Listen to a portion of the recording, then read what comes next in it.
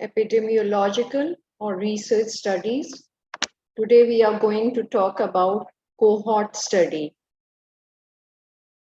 Just a quick recap, the classification of the research studies dichotomized into two: descriptive designs and analytical studies. Descriptive studies, 4Cs. Remember 4Cs: from bottom up, case report, case series, cross-sectional and correlational design.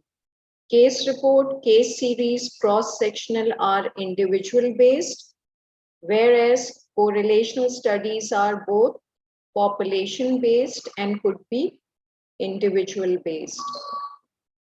Analytical studies divided into two: observational study designs and experimental or interventional study design.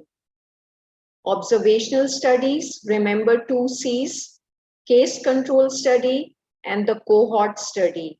Cohort is further branched out into prospective cohort study and retrospective cohort study.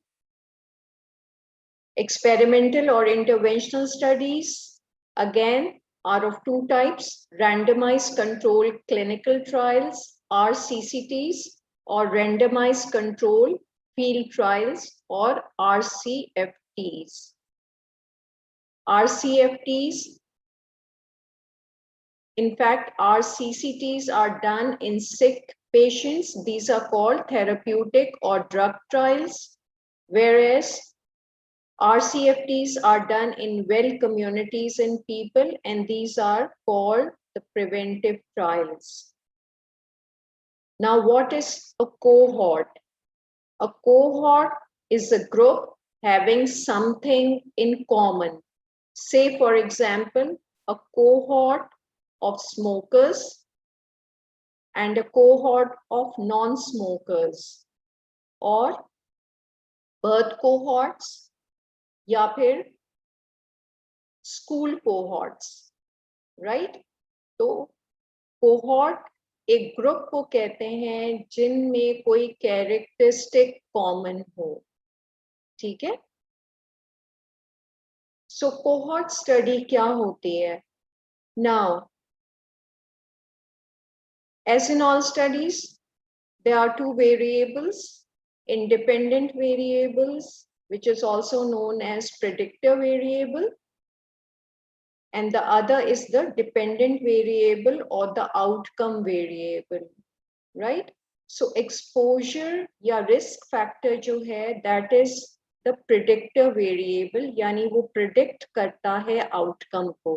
क्योंकि वो predict कर रहा है तो it's an independent variable. Outcome variable, या जिसको आप disease भी कहते हैं आउटकम, क्योंकि रिस्क फैक्टर अगर मौजूद होता है या एक्सपोजर मौजूद होता है तो it enhances the risk of having the disease और द आउटकम. सो जो आउटकम है वो डिपेंडेंट वेरिएबल है, इसलिए कि वो प्रेडिक्टर वेरिएबल या इंडिपेंडेंट वेरिएबल के ऊपर डिपेंड कर रहा होता है. सो कोहॉर्ट डिजाइन के अंदर अगर आप देखें, the direction of the arrow is forward, meaning you start with two groups जिनमें exposure मौजूद है और exposure मौजूद नहीं है, right? और फिर इनको follow किया जाता है over time into the future, देखने के लिए कि क्या outcome निकला, exposure में कितने लोग थे जिनको disease हुई, और नॉन एक्सपोज्ड ग्रुप में कितने लोग थे जिनको डिजीज हुई. सो बेसिक स्ट्रक्चर क्या है? You start off with two groups, exposed group and a non exposed group. Exposed group वो है which is exposed to a certain risk factor, जबकि नॉन एक्सपोज्ड ग्रुप वो है जो उसमें वो रिस्क फैक्टर मौजूद नहीं है या वो प्रोटेक्टिव फैक्टर मौजूद नहीं है, राइट? तो जो एक्सपोज्ड ग्रुप है वो फर्दर डिवाइड करता है टू ग्रुप्स के अंदर. कि वो लोग जो एक्सपोज थे and who develop the disease and those who were exposed but do not develop the disease in future जब उनको फॉलो किया गया. Non exposed again divided into to कि वो लोग जिनमें रिस्क फैक्टर मौजूद नहीं था लेकिन उनमें डिजीज हो गई, और अगेन द फोर्थ ग्रुप जिनमें ऑल्दो के रिस्क फैक्टर अगेन मौजूद नहीं है लेकिन in future उनमें disease develop हो गई. This is the same as the 2x2 table, contingency table जिसको कहते हैं, जिसमें vertical axis के ऊपर आपका independent या predictor variable है और horizontal axis के ऊपर dependent या outcome variable है. So exposed and non-exposed exposure के दो levels हैं और उनमें आपने देखना है कि those who develop the disease and those who do not develop the disease in the future, cells A, B, C and D और फिर उनके totals हैं. Say for example आपके दो cohorts हैं hypertensives and normotensives के, जो आपने पहले assemble किए. एक को आपने study cohort का नाम दिया, जो normotensives हैं उनको आपने control cohorts का नाम दिया. इनको follow किया गया over time देखने के लिए कि hypertensives में कितनों को इस्कीमिक हार्ट डिजीज डेवलप होती है और कितनों को नहीं होती. उसी तरह जो नॉर्मल ब्लड प्रेशर वाले इंडिविजुअल्स हैं उनमें कितनों को इस्कीमिक हार्ट डिजीज डेवलप होती है और कितनों को नहीं होती. So again 2x2 contingency table. Blood pressure आपका प्रेडिक्टर या इंडिपेंडेंट वेरिएबल है, divided into two strata, hypertensives and normotensives. इनको आपने फॉलो किया ओवर टाइम देखने के लिए कि डिपेंडेंट वेरिएबल इनमें डेवलप होता है कि नहीं होता, दैट इज द आउटकम, और the disease variable. Those who develop ischemic heart disease, those who do not develop the ischemic heart disease, and again ये totals हैं A plus C, B plus D. horizontally move करेंगे तो A plus B and C plus D, and the grand total N, which is A plus B plus C plus D. So measure of risk या measure of association cohort study में क्या होता है, relative risk या risk ratio. Common name है relative risk, although बाज दफा risk ratio भी यूज किया जाता है. So relative risk या risk ratio क्या है? It is the ratio of the incidence of disease in exposed to the incidence, that is risk of disease in non-exposed, right? कि इंसिडेंस क्या है डिजीज का, वो लोग जो एक्सपोज थे रिस्क फैक्टर के साथ, और इसको कंपेयर किया गया है to the incidence of disease उन लोगों में जो नॉन एक्सपोज थे to the risk factor, right? Incidence को रिस्क भी कहा जाता है, सो बाज दफा इंटरचेंजेबली इसको यूज किया जाता है, इंसिडेंस ऑफ डिजीज और रिस्क ऑफ डिजीज, राइट? अब क्योंकि याद रखने वाली इसमें बात ये है कि ऑलरेडी हमने जब स्टडी स्टार्ट की तो दो कोहॉर्ट्स असेंबल कर दिए, the study cohort and the control cohort on the basis of exposure.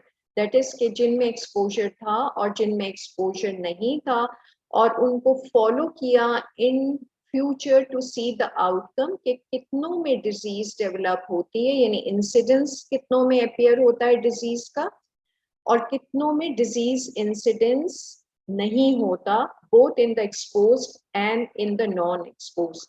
तो क्योंकि हम इन फ्यूचर में जाके डिजीज को देख रहे हैं कि कितनों में डेवलप हो रही है और नहीं हो रही है, तो इन रिलेटिव रिस्क या कोहॉर्ट डिजाइन में जब आप इंटरप्रेट करते हैं रिजल्ट्स को, तो you always comment on the incidence or risk of disease, right? So coming back to the formula, relative risk or risk ratio is equal to incidence of disease in the exposed group compared to or divided by incidence of disease in the non-exposed group, right? So relative risk is equal to incidence in the exposed divided by incidence in the non-exposed. जो exposed group है उसको subscript में small ई लिखते हैं और जो incidence in the non exposed है उसको सबस्क्रिप्ट में ओ लिखते हैं, तो I e divided by I o. So in cohort study, comment on the disease or the outcome status. What is the incidence of disease in the exposed, or what is the risk of disease in the exposed? Now, इसमें exposed group कौन सा है? A plus B, यानी वो लोग जो hypertensive थे. A plus B में से वो कौन से लोग हैं who developed the disease, which is A. So what is the incidence of disease in the exposed? Out of A plus B, A. The second question, what is the incidence of disease in unexposed or non-exposed? Unexposed यानी normotensives कौन है? C plus D. And C plus D में से वो कौन से लोग हैं जिनमें ischemic heart disease develop हुई? C. So the incidence of disease in unexposed out of C plus D, C. Now, what is the ratio of the incidence of disease in exposed to the incidence of disease in the non-exposed, which is relative risk is equal to A over A plus B divided by C over C plus D, which is equal to A divided by A plus B. और जब division की sign को multiplication में change करेंगे तो जो नीचे वाली क्वांटिटी है वो ऊपर चली जाएगी और ऊपर वाली नीचे, that is C plus D divided by C. So relative risk का क्या फॉर्मूला है? A divided by A plus B multiplied by C plus D divided by C.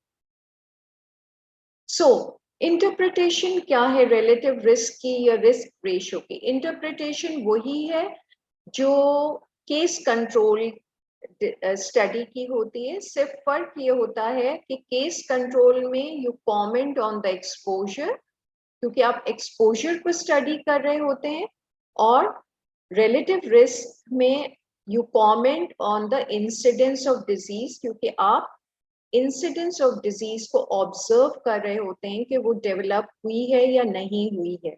So RR is equal to 1 means incidence of disease in exposed is equal to the incidence of disease in the unexposed.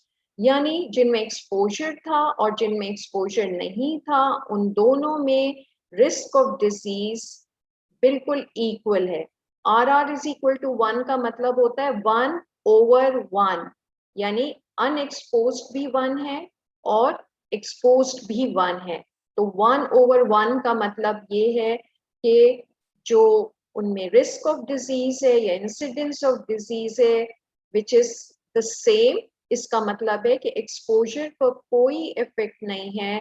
So the risk जो है वो दोनों groups के अंदर बिल्कुल equal है, meaning that कि it's a harmless exposure, right. Relative risk greater than 1 का मतलब है incidence of disease in exposed is more than the incidence of disease in unexposed. High risk of disease due to exposure, यानी कि जो exposed group है उनमें incidence of disease ज्यादा है as compared to the incidence of disease in the non exposed group. इसका मतलब ये है कि जो एक्सपोजर है वो हार्मफुल एक्सपोजर है।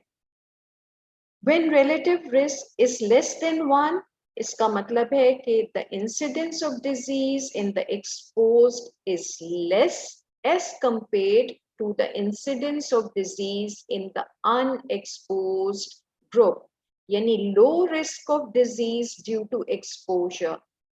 अब अगर एक्सपोजर की वजह से रिस्क लो है तो इसका मतलब ये है कि वो प्रोटेक्टिव एक्सपोजर है। से फॉर एग्जांपल वैक्सीन है, अगर exposure is the vaccinated status और नॉन एक्सपोजर है अनवैक्सीनेटेड स्टेटस, तो फिर रिस्क ऑफ डिजीज लेस हो जाएगा एक्सपोजर की वजह से who are vaccinated.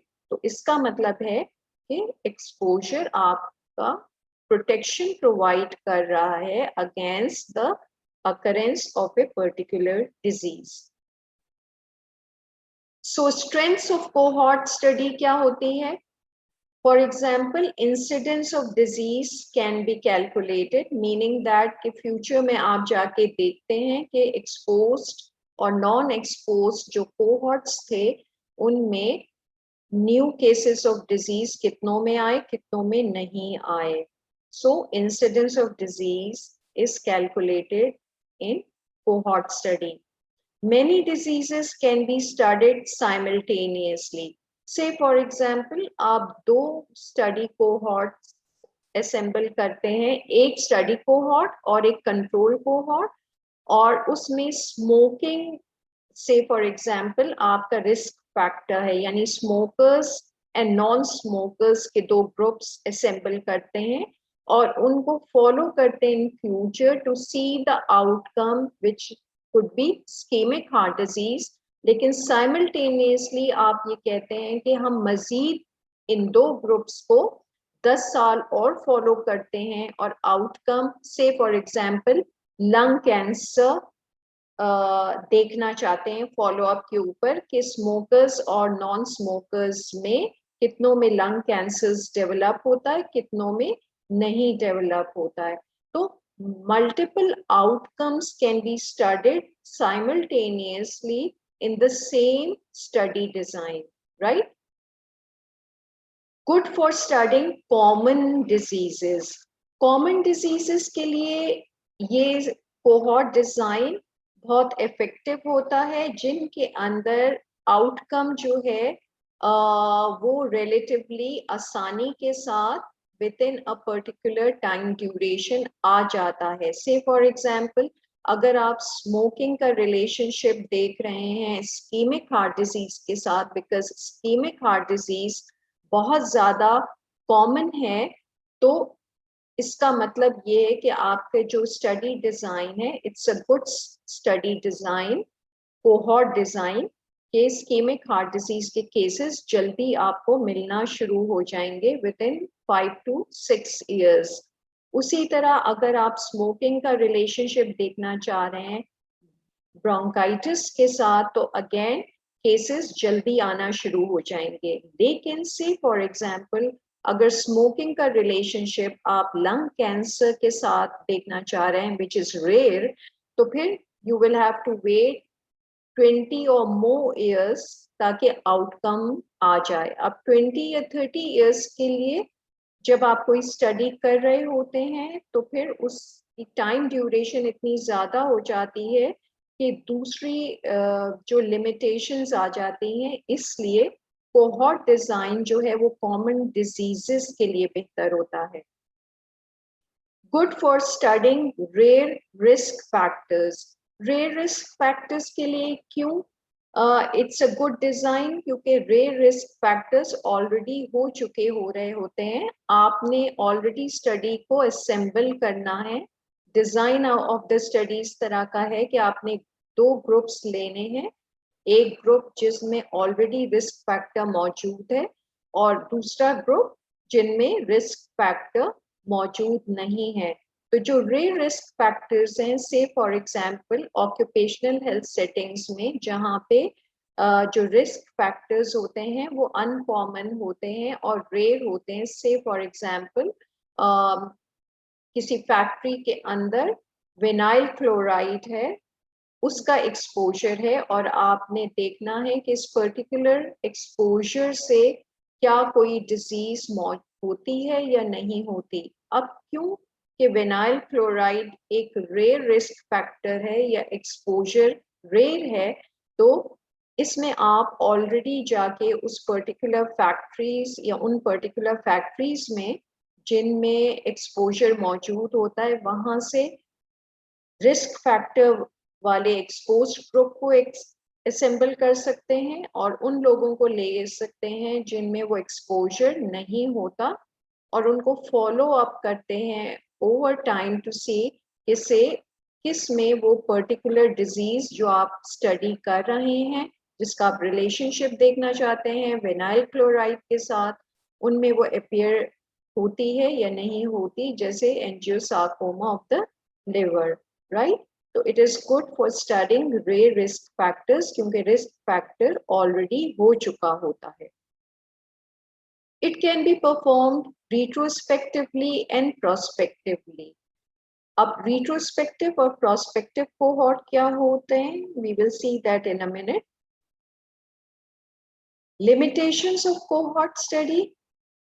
Prospective cohort study is time consuming, that is आपको वेट करना पड़ता है फॉर द आउटकम और ये जो वेटिंग पीरियड होता है वो फ्यू इयर्स से डेकेड्स में भी हो सकता है। Prospective cohort study is expensive to carry out. Naturally, अगर कोई स्टडी को आपने 5 साल 10 साल या 15 साल के लिए स्टडी करना है तो उसमें एक्सपेंसेस रिक्वायर्ड होते हैं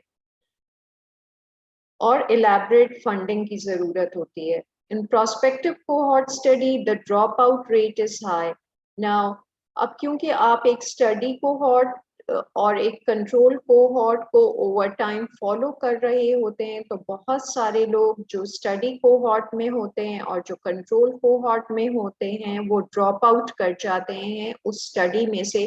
तो जो इनिशियल सैंपल साइज है वो आखिर में कम रह जाता है क्योंकि जो स्टडी पार्टिसिपेंट्स होते हैं उनके पास ये ऑटोनॉमी होती है कि वो जब चाहें स्टडी में से ड्रॉप आउट हो सकते हैं। तो से कोई स्टडी आपने फॉलो करनी है फॉर 10 इयर्स और विद इन 5 और 6 इयर्स जो आपके स्टडी पार्टिसिपेंट्स हैं वो दोनों ग्रुप्स में से किसी न किसी वजह से ड्रॉप आउट हो जाते हैं। ये भी हो सकता है कि किसी पार्टिसिपेंट की डेथ हो जाए, ये भी हो सकता है कि वो अपनी मर्जी से ड्रॉप आउट हो जाए, हो सकता है कि रीलोकेट कर जाए, चेंज ऑफ रेजिडेंस हो जाए। बहुत सारे फैक्टर्स होते हैं जिसकी वजह से पार्टिसिपेंट्स ड्रॉप आउट कर सकते हैं स्टडी में से। तो जो इनिशियल सैंपल साइज होता है और जो एंड पे सैंपल साइज होता है उसमें डिफरेंस होता है। In prospective cohort study, there are losses to follow up, which is also known as attrition. Again, dropout rate अपनी personal consent की वजह से होता है और losses to follow out, say for example, again किसी की unexpected death हो जाती है या say for example change of residence हो जाता है, तो तब यू सिंपली जो सैंपल साइज है वो दोनों ग्रुप्स के अंदर कम हो सकता है, विच इज कॉल्ड एट्राइशन और losses to follow up, right.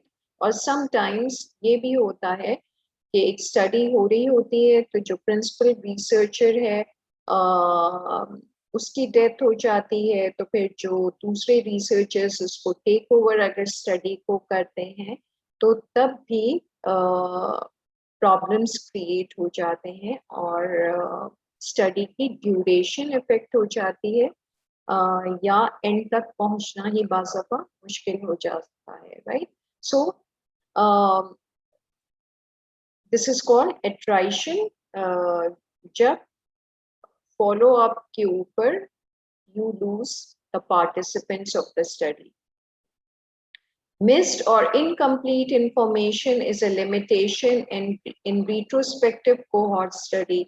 क्योंकि retrospective cohort study जब हम आगे जाके इसको देखते हैं कि ये क्या होती है, इसमें क्योंकि information usually medical records से ली जाती है और बाज़ दफ़ा medical records complete नहीं होते, तो usually comprehensive information नहीं आती and missed information होती है. So this is the limitation of retrospective cohort study. So now cross-sectional study, case control study and prospective study. अभी तक हमने पढ़ी है cross-sectional study design. आपने देखा होगा कि जो प्रेवलेंस स्टडी या क्रॉस सेक्शनल स्टडी होती है उसमें स्टडी प्रेजेंट टाइम में स्टार्ट होती है, प्रेजेंट टाइम में ही खत्म हो जाती है जब सर्वे कंडक्ट किया जाता है, जिसमें data on the risk factor and the outcome उसी वक्त जब आपने सर्वे किया होता है, प्रेवलेंस सर्वे, उसी वक्त कलेक्ट किया जाता है साइमल्टेनियसली. तो जो क्रॉस सेक्शनल डिजाइन है वो उसी वक्त शुरू हुआ जब आपने सर्वे किया और डेटा ले लिया on both the exposure and the outcome उसी पॉइंट इन टाइम के ऊपर. केस कंट्रोल स्टडी क्या थी कि प्रेजेंट टाइम में आपने स्टार्ट की, आपने केसेस एंड कंट्रोल्स जो है वो असेंबल किए, एक ग्रुप जिनमें ऑलरेडी डिजीज थी और दूसरा ग्रुप जो जिनमें वो डिजीज नहीं थी, और फिर उनमें थ्रू इंटरव्यूज आपने देखा कि किन में एक्सपोजर मौजूद था. केसेस में कितने लोग थे जो एक्सपोज थे और कंट्रोल्स में कितने लोग थे जो एक्सपोज थे. तो you start in the present, लेकिन आपने जो हिस्ट्री ऑफ एक्सपोजर ली थ्रू इंटरव्यूज में. अब आप देखें कि स्टडी अगेन प्रेजेंट टाइम में ही शुरू हुई और प्रेजेंट टाइम ही में आपने थ्रू पेशेंट इंटरव्यूज या हिस्ट्री टेकिंग उनके एक्सपोजर्स को एस्टिमेट किया, राइट. तो अगेन जो केस कंट्रोल स्टडी है वो प्रेजेंट में ही हुई, प्रेजेंट ही में खत्म हो गई, लेकिन डायरेक्शन ऑफ द एरो आप देखें कि direction of the arrow indicate कर रहा होता है कि आप आउटकम से एक्सपोजर की तरफ गए हैं या एक्सपोजर से आउटकम की तरफ गए हैं. बैकवर्ड्स अगर आपका एरो है तो इसका मतलब ये है कि पहले आपने आउटकम के बेसिस के ऊपर दो ग्रुप्स को असेंबल किए, केसेस एंड कंट्रोल को, और फिर बैकवर्ड्स जाके उनमें एक्सपोजर को देखा. तो डायरेक्शन ऑफ द एरो जो है वो सिर्फ ये सिग्निफाई कर रही होती है कि जो स्टडी हुई है वो एक्सपोजर से आउटकम की तरफ गई है या आउटकम से एक्सपोजर की तरफ गई है. उसी तरह जो लास्ट प्रोस्पेक्टिव कोहॉर्ट स्टडी है, इसमें आप ये देखें कि स्टडी प्रेजेंट टाइम में स्टार्ट हुई, लेकिन ये ओवर टाइम जाके इन फ्यूचर के अंदर आपने आउटकम को देखा. तो प्रेजेंट टाइम में स्टार्ट हुई लेकिन इन फ्यूचर में गई, से आफ्टर 10 years, आफ्टर 5 years आपने देखा कि कितनों में वो आउटकम या डिजीज डेवलप होती है. Direction of the arrow forward है, मीनिंग दैट कि जी पहले आपने दो ग्रुप्स असेंबल किए on the basis of exposure, the study cohort and the control cohort, फिर उनको फॉलो किया forward to see the outcome or the disease, right? So cross sectional study जो है एरो दोनों है, यानी आपने एक्सपोजर और आउटकम को साइमल्टेनियसली देखा इन the present time. Case control में एरो इज बैकवर्ड, यानी प्रेजेंट टाइम ही में आपने केसेस एंड कंट्रोल्स को असेंबल किया और उनमें थ्रू हिस्ट्री टेकिंग या पेशेंट इंटरव्यूज एक्सपोजर को मेजर किया, और क्योंकि आप आउटकम से एक्सपोजर की तरफ गए थे इसलिए एरो बैकवर्ड पॉइंट कर है. जबकि प्रोस्पेक्टिव कोहॉर्ट डिजाइन में स्टडी आपने प्रेजेंट टाइम में शुरू की, एक्सपोज्ड एंड अनएक्सपोज्ड ग्रुप को असेंबल किया और फिर इन फ्यूचर ओवर टाइम जाके देखा कि किन में डिजीज हुई, कितनों में डिजीज नहीं हुई। The direction of the arrow forward है, यानी you start off with the exposures and then move forward to see the outcome. So again, the direction of the arrow only shows if the study design is from exposure to the outcome, यानी forward looking arrow है, or from outcome to the exposure, that is backward pointing arrow है, right? So cross sectional design में simultaneous data collection है, इसलिए जो arrow है वो दोनों तरफ point कर रहा है, यानी exposure and outcome के ऊपर आपने data फौरन एक ही present time में collect किया। Prospective cohort design के अंदर direction of the arrow forward है, मीनिंग एक्सपोजर से लेकर आप आउटकम की तरफ गए थे, प्रेजेंट टाइम में स्टडी स्टार्ट हुई और फिर फ्यूचर में आपने आउटकम देखा। रिट्रोस्पेक्टिव कोहॉर्ट स्टडी क्या होती है? रिट्रोस्पेक्टिव कोहॉर्ट डिजाइन वो है जिसमें आपने प्रेजेंट टाइम में ही स्टडी स्टार्ट की और प्रेजेंट टाइम ही में स्टडी खत्म आपकी हो गई। डायरेक्शन जो स्टडी डिजाइन का है वो वही है जो कोहॉर्ट डिजाइन का होता है, यानी आप एक्सपोजर से ही आउटकम की तरफ आप गए, लेकिन दोनों चीजें आपने प्रेजेंट टाइम ही में ले ली। से फॉर एग्जांपल आपको स्टडी करना है रिलेशनशिप बिटवीन से radiation, nuclear radiation and the occurrence of blood cancer. Now nuclear radiation से एक्सपोजर जो है दैट इज वेरी रेयर, तो अब आप क्या कर सकते हैं रिट्रोस्पेक्टिव कोहॉर्ट डिजाइन में टाइम बचाने के लिए कि स्टडी आपकी लेस टाइम कंज्यूमिंग है, आप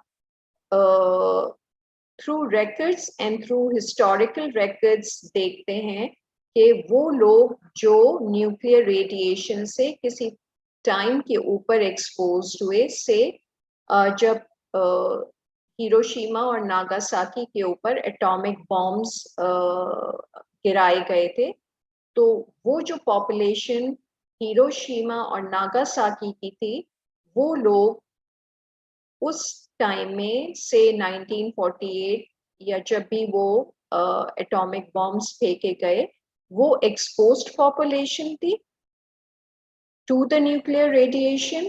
On the basis of that exposure, say for example आप हिरोशिमा की population को लेते हैं the exposed group, और say for example टोक्यो की population को लेते हैं as a non-exposed group, और फिर through medical records आप follow करते हैं कि जो आपका स्टडी कोहॉर्ट था यानी हिरोशिमा वाली पॉपुलेशन में, उनको से उस पॉपुलेशन में कितने लोग थे जिनको से आफ्टर 10 इयर्स और आफ्टर 20 इयर्स से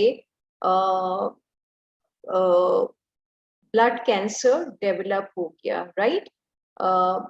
और उसी तरह उस वक्त जो टोक्यो की पॉपुलेशन थी उसको आप फॉलो करते हैं as a non exposed group, और उनको से आफ्टर 20 इयर्स कितनों को ब्लड कैंसर डेवलप होता है। तो स्टडी आपने कंडक्ट प्रेजेंट टाइम ही में की थ्रू मेडिकल रिकॉर्ड्स और हिस्टोरिकल रिकॉर्ड्स से, लेकिन डायरेक्शन ऑफ द स्टडी आपका फ्रॉम एक्सपोजर टू आउटकम था, यानी कोहॉर्ट डिजाइन का। आपकी स्टडी उसी प्रेजेंट टाइम में स्टार्ट हुई, प्रेजेंट टाइम में खत्म हो गई, लेकिन it is called retrospective cohort study, क्योंकि आपने फ्यूचर में फॉलो नहीं किया बल्कि एक्सपोजर्स को और आउटकम्स को थ्रू हिस्टोरिकल और मेडिकल रिकॉर्ड्स जो हैं प्रेजेंट टाइम ही में स्टडी कर लिया from, but the direction is from exposure to the outcome. So it is called retrospective cohort study. This is the assignment. A prospective cohort study was conducted to measure the risk of prostate cancer in men above 60 years of age who are using artificial sweetener. Out of the total of 10,000 users of the sweetener, 200 developed cancer in 10 years, whereas out of 10,000 non-users, 100 developed cancer in 10 years of follow-up.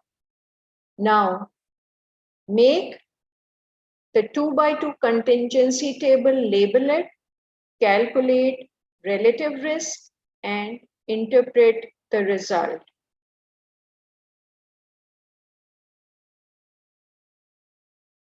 Now, odds ratio, which is being calculated in the case control design, is a good estimate of relative risk when the disease is rare.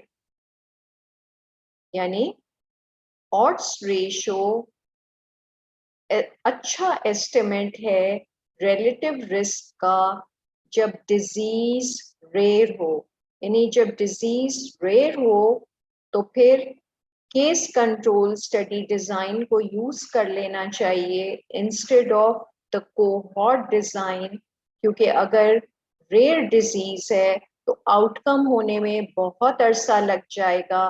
तो जैसे कि we have seen कि जी जो cohort design है it is not good for rare diseases. कैसे rare disease है? Say for example आपने कोहॉर्ट स्टडी की स्मोकर्स एंड नॉन स्मोकर्स के अंदर और आउटकम आपने देखा lung cancer which is a rare outcome, और उसको से 20, 30, 40 इयर्स बाद दफा चाहिए होते हैं लंग कैंसर को डेवलप होने के लिए, राइट? सो अगर आपके 10,000 स्मोकर्स थे, 10,000 ही नॉन स्मोकर्स थे और 20 इयर्स तक आपने फॉलो किया, तो देखा कि जी जो टोटल जो लोग थे जिन्होंने लंग कैंसर डेवलप किया, आउट ऑफ 20,000 वो सिर्फ 6 थे, 5 इन स्मोकर्स, 1 इन नॉन स्मोकर, और वो सारे लोग जो जिनमें लंग कैंसर नहीं डेवलप हुआ वो 19,994 थे. मीनिंग कि जी 20,000 में से सिर्फ 6 लोगों को लंग कैंसर डेवलप होता है, which is very rare after say 30 years of follow up. सो जब रिलेटिव रिस्क आपने कैलकुलेट किया तो वो 5 आएगा इस एग्जाम्पल के अंदर. और अगर आप देखें कि आप इसमें OR कैलकुलेट करते हैं विच इज AD/BC या क्रॉस प्रोडक्ट रेशियो, A को आप D से मल्टीप्लाई करते हैं सेल को, और B को C से मल्टीप्लाई करते हैं और इनको आपस में डिवाइड करते हैं. आप जब इसको एस्टिमेट करेंगे तो वो भी 5 ही है. यानी thus odds ratio is a good estimate of relative risk if the disease is rare. So जब दोनों ही चाहे relative risk हो या odds ratio है वो 5 आ रहा है, यानी वो बिल्कुल similar association डिपिक्ट कर रहा है, तो फिर 20 और 30 years of follow-up की जरूरत नहीं थी. सिंपली आप केस कंट्रोल डिजाइन इसमें यूज कर लेते कि वो लोग केसेस एंड कंट्रोल्स को असेंबल कर लेते इन द प्रेजेंट टाइम, वो लोग who were suffering from lung cancer at this time present time, और वो लोग जिनको लंग कैंसर नहीं है, और फिर उसमें थ्रू पेशेंट इंटरव्यूज आप स्मोकिंग की हिस्ट्री देख लेते कि उनमें से कितने स्मोकर्स थे और कितने नॉन स्मोकर्स थे. तो you would not have to wait for 20 or 30 years of follow-up, right? So rare diseases के अंदर it is always smart to use the case control design instead of cohort design. से common disease में आप देखें, से common disease है ischemic heart disease और smoking आपका एक्सपोजर है, रिलेशनशिप आपने मेजर ऑफ एसोसिएशन कैलकुलेट करना है between smoking and the ischaemic heart disease. उसी तरह दो ग्रुप्स आप असेंबल करते हैं, the exposed cohort and the non exposed cohort, यानी the study cohort and the control cohort, और उनमें देखते हैं कि आफ्टर 10 years या आफ्टर 5 years कितनों को डेवलप होती है इस्केमिक हार्ट डिजीज। तो अगर टोटल आपका सैंपल साइज 200 था तो आपने देखा कि आउट ऑफ 260 को डेवलप हो जाती है ischaemic heart disease divided between smokers and non smokers, और 140 को नहीं डेवलप होती। अगेन उनमें से कुछ स्मोकर्स होते हैं, 50 were smokers and 90 were non smokers. तो अब अगर जब आप इसमें रिलेटिव रिस्क कैलकुलेट करते हैं तो रिलेटिव रिस्क आपका 5 आ रहा है, और इसी 2/2 कंटिंजेंसी टेबल के ऊपर जब आप क्रॉस प्रोडक्ट रेशियो या ऑड्स रेशियो कैलकुलेट करते हैं तो OR 9 आ रहा है, मीनिंग जो OR है ऑड्स रेशियो वो एग्जैजरेटेड है इन कॉमन डिजीजेस में, राइट। सो कॉमन डिजीजेस के लिए इट्स ऑलवेज गुड कि आप कोहॉर्ट डिजाइन को यूज करें, वरना अगर आप केस कंट्रोल डिजाइन को यूज करेंगे तो वो ओवर एग्जैजरेटेड एस्टिमेट देगा of the same association. Reason being common diseases are due to multiple risk factors. So for example ischaemic heart disease है, सिर्फ उसकी एक वजह स्मोकिंग नहीं है बल्कि और भी वजूहात हो सकती हैं, से डायबिटीज हो सकती है, हाई ब्लड प्रेशर हो सकता है, हाई सीरम कोलेस्ट्रॉल लेवल्स हो सकते हैं, ओबेसिटी हो सकती है। तो मल्टीपल रिस्क फैक्टर्स जो हैं, जो कंपाउंडर्स होते हैं एक अपेरेंट एसोसिएशन के, वो इंडिपेंडेंटली भी एक्ट कर सकते हैं, यानी पार्शली भी वो उस एसोसिएशन को between smokers and ischaemic heart disease confuse कर सकते हैं, या वो साइनर्जिस्टिकली भी स्मोकिंग के साथ एक्ट कर सकते हैं टू प्रोड्यूस एन आउटकम। तो क्योंकि कॉमन डिजीजेस के मल्टीपल रिस्क फैक्टर्स होते हैं और कंफाउंडिंग मौजूद होती है, इसलिए अगर कॉमन डिजीजेस के लिए आप केस कंट्रोल डिजाइन को यूज करेंगे तो वो हमेशा एक एग्जैजरेटेड एस्टिमेट देगा, क्योंकि जो केस कंट्रोल डिजाइन है वो कमेंट कर रहा होता है ऑन द एक्सपोजर, और क्योंकि आप 1-on-1 रिलेशनशिप देख रहे होते हैं एक रिस्क फैक्टर की और एक स्कीम एक आउटकम की, तो बज़ाहिर आपको ये लगेगा कि इस पर्टिकुलर रिस्क फैक्टर की वजह ही से ये आउटकम है, लेकिन होता ये है कि इनफैक्ट वो मल्टीपल रिस्क फैक्टर्स होते हैं जो ज्यादा आउटकम को या ज्यादा रोबस्ट एसोसिएशन शो कर रहे होते हैं, राइट। तो एग्जैजरेटेड एसोसिएशन जो है वो OR डिपिक्ट करेगा between a particular risk factor and the outcome, right. So common diseases के लिए जो अच्छा स्टडी डिजाइन है वो कोहॉर्ट डिजाइन है, जबकि रेयर डिजीजेस के लिए जिनका यूजली सिंगल रिस्क फैक्टर होता है या सिंगल फैक्टर होता है जो डिजीज को प्रोड्यूस कर रहा होता है, तो फिर उसके लिए you can always use case control design ताकि आप टाइम को और कॉस्ट को सेव कर सकें। नाउ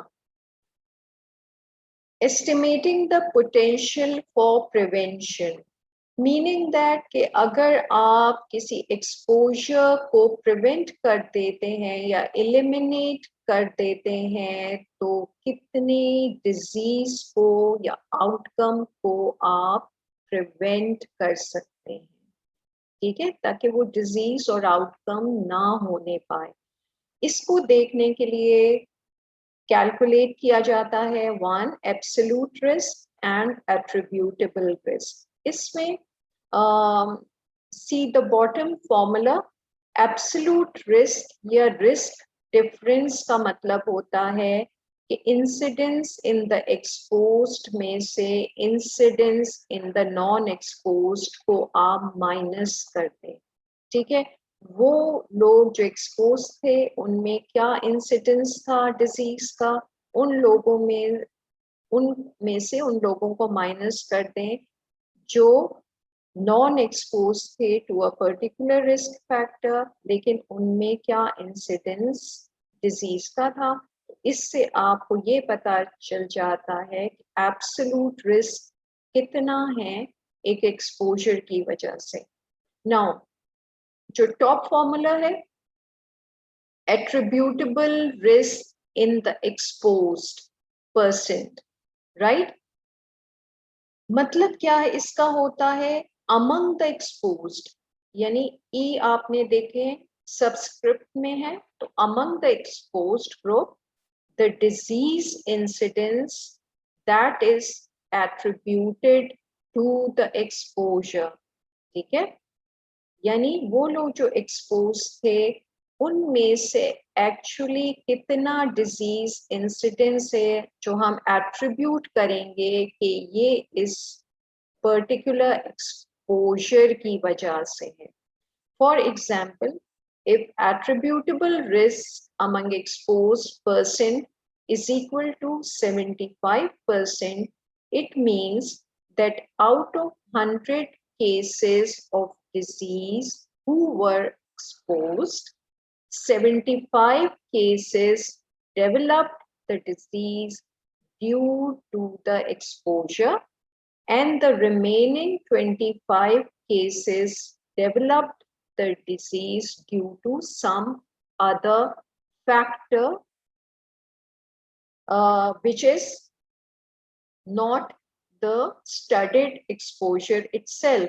Meaning कि अगर आपका exposure smoking था और disease ischemic heart disease थी, तो अगर 100 cases of ischemic heart disease थे स्मोकर्स के अंदर, तो आप कह सकते हैं कि जो 75 cases of ischemic heart disease जो स्मोकर्स के अंदर थे वो ड्यू टू स्मोकिंग की वजह से थे, जबकि 25 केसेस ऑल्दो कि वो भी स्मोकर्स थे लेकिन 25 cases some other risk factor की वजह से हो सकते हैं, से हाई ब्लड प्रेशर की वजह से हो सकते हैं, डायबिटीज की वजह से, high serum cholesterol, obesity and so on and so forth, right.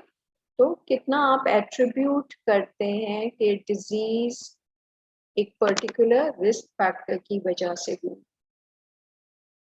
Now formula क्या है attributable risk in the exposed को कैलकुलेट करने का, relative risk -1 divided by relative risk, और इसको परसेंटेज में कन्वर्ट करने के लिए 100 से मल्टीप्लाई करते हैं, और relative risk in the exposed percent is equal to incidence in the exposed minus incidence in the non-exposed divided by the incidence in the exposed, और इसको फिर आप मल्टीप्लाई करते हैं with 100 to convert it into the percent, right? So इन दोनों में से कोई भी फॉर्मूला आप यूज कर सकते हैं।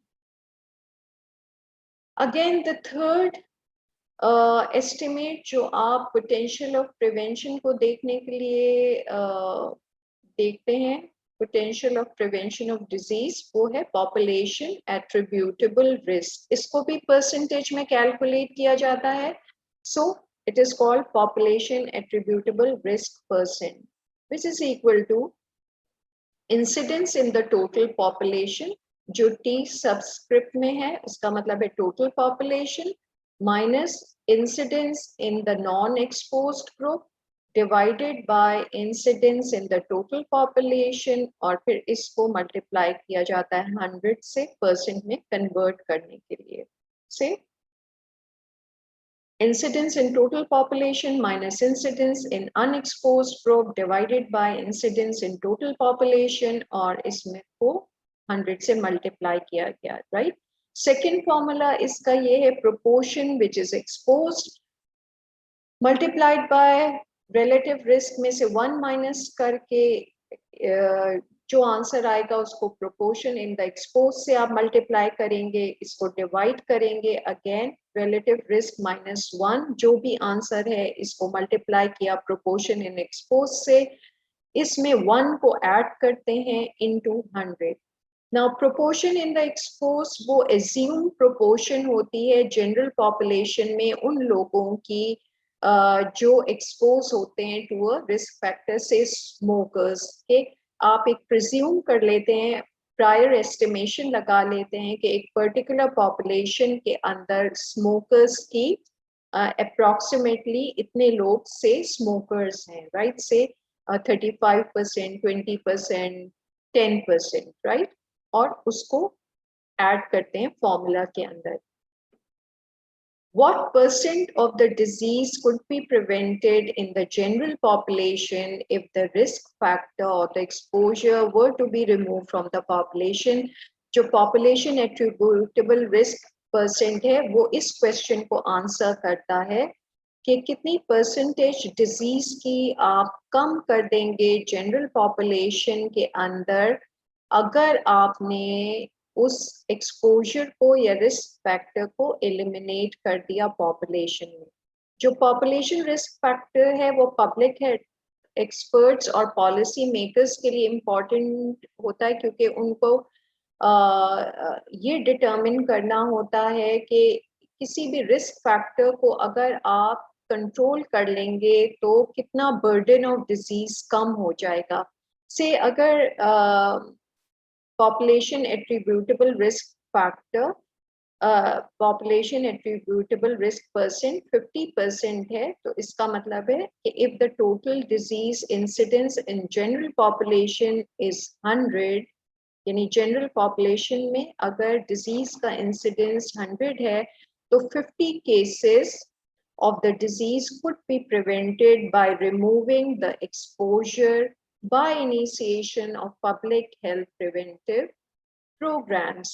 यानी कि अगर आप एक्सपोजर को एलिमिनेट कर देते हैं तो 50 cases of the disease reduce हो जाएंगे उस टोटल पॉपुलेशन में, क्योंकि वो एक्सपोजर की वजह से थे। से फॉर एग्जांपल अगर एसोसिएशन है between smoking and ischaemic heart disease, तो इसका मतलब है कि जनरल पॉपुलेशन में अगर इस्केमिक हार्ट डिजीज के 100 केसेस होते हैं तो उनमें से 50 cases of ischaemic heart disease को आप प्रिवेंट कर सकते हैं अगर आप उस जनरल पॉपुलेशन के अंदर स्मोकिंग को एलिमिनेट कर सकें by start of smoking cessation programmes या पेशेंट एडवाइस के थ्रू। अगर आप इस तरह के प्रोग्राम्स इनिशिएट करें जिसमें हेल्थ एजुकेशन प्रोग्राम्स हैं या पेशेंट एडवाइस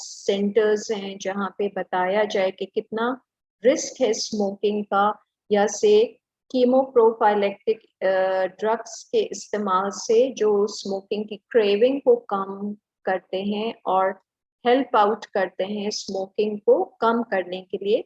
तो अगर इस तरह के आप प्रोग्राम्स इनिशिएट करते हैं और उसमें आपको इम्प्लीमेंटेशन के लिए रिसोर्सेस चाहिए होते हैं, human resource, material resource and financial resources चाहिए होते हैं, टाइम रिसोर्सेस, तो इन प्रोग्राम्स को डिज़ाइन करने में और इम्प्लीमेंट करने में क्या फ़ायदा है, यानी जब अगर इनको आप सक्सेसफुली रन करते हैं इन प्रोग्राम्स को अगेंस्ट पर्टिकुलर रिस्क फैक्टर्स, तो पॉपुलेशन में कितने केसेस कम हो जाएंगे, राइट। सो जो पॉपुलेशन एट्रीब्यूटेबल रिस्क परसेंट है that is important to calculate for public health experts and policy makers, जबकि जो attributable risk person है वो clinicians के लिए important होता है ताकि वो one on one patient advice कर सके, patients को और अपने clients को advice कर सके कि say for example अगर आप smoking को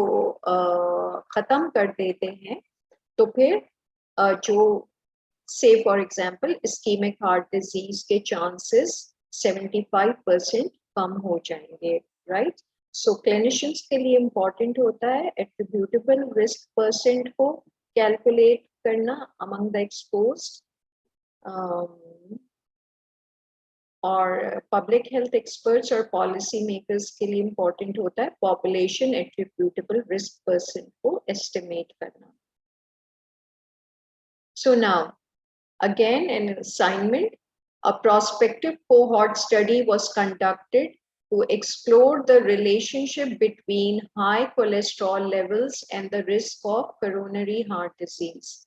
Out of 3,000 participants with greater than 200 milligram per deciliter cholesterol levels, 84 developed coronary heart disease in a 10-year follow-up period. Out of 5,000 participants with cholesterol levels less than 200 milligram per deciliter, 87 developed CHD in the same time period. Calculate and interpret the following. Make a 2x2 contingency table, label it, calculate relative risk, attributable risk percent in the exposed, and population attributable risk percent if the proportion of people with high cholesterol level in the community is say 40%. That is कि अगर आप ये second formula use करें population attributable risk का, तो then you have to insert the 40% fraction, that is 0.40 in proportion, in place of P with the subscript E, right? Otherwise, you can calculate population attributable risk percent with the above formula, incidence total in the total population में incidence minus incidence in the unexposed, divided by incidence in the total population into 100.